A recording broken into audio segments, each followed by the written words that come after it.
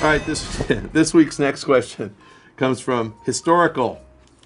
What happened to game manuals? They used to be full of interesting information and pictures, and they were actually pretty fun to read. Nowadays, they're black and white and consist of 3 pages about the controls and the HUD. Are the game manufacturers that much concerned about trees? The game manufacturers are concerned about green things, but not trees.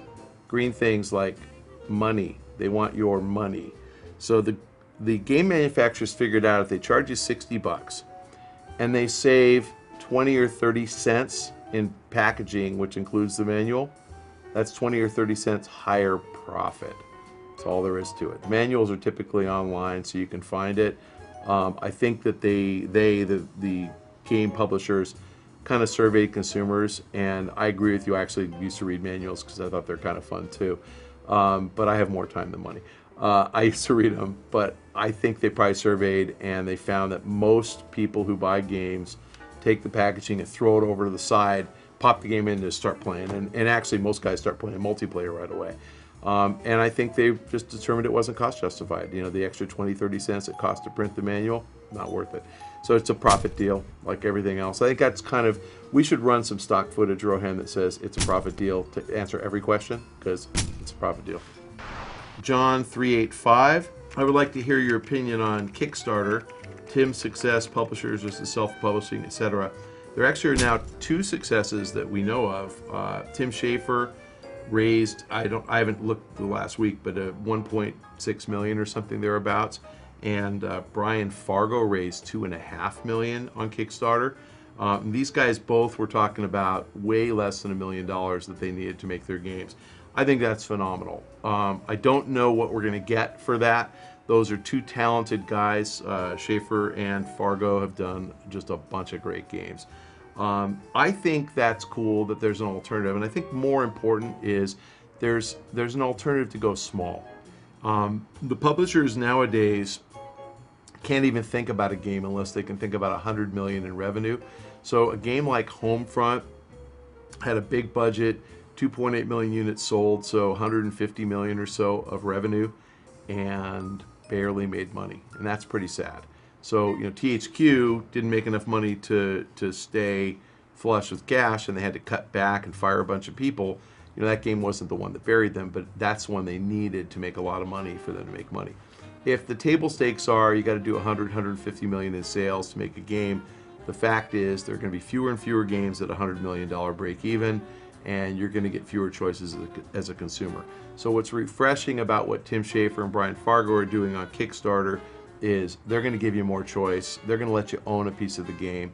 I think the most exciting thing about that is, at least in Fargo's case, it's like 50,000 different people gave him money, literally $50 a piece, and all they get back is, you know, a game credit, and they get the game, and that's cool. These people are willing to put their money up before the game comes out for a little bit of glory. If the game's good, and I think at $2.5 million for a pretty casual game, it's going to be good. He's going to get a ton of word of mouth. So he's bought, you know, a big loyal fan base of goodwill with, you know, getting people in to invest in his product, and I think that's great. I hope we see 100 more of these. I think more choice for consumers is a great thing. Okay, great question. This week's next question comes from Micro Unite. Hey Pac-Man, what narrative ideas do you think Rockstar will explore in GTA 5? I think you guys should look up Sam Hauser. He just set a record for the most expensive home ever purchased in Brooklyn, New York. I don't remember the number. It's like 19 million or 20 million bucks. There's a reason why Sam is buying $20 million houses.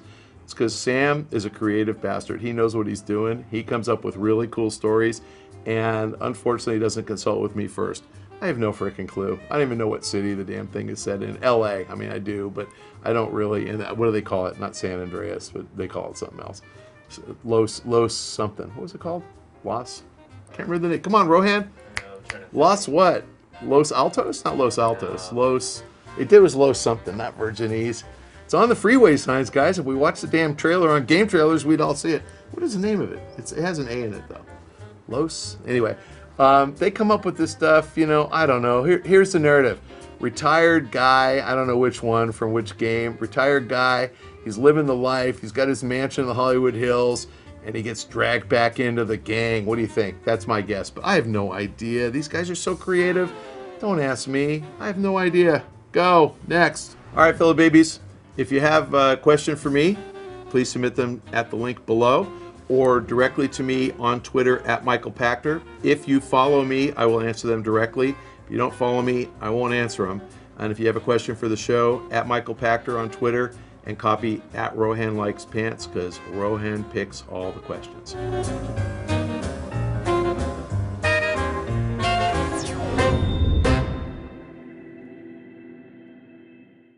Why not? Are you afraid you can't get it there? I'm gonna have it come up at an angle and it's gonna hit you in the head. And have we? You're so funny. Don't point down. You're such a director.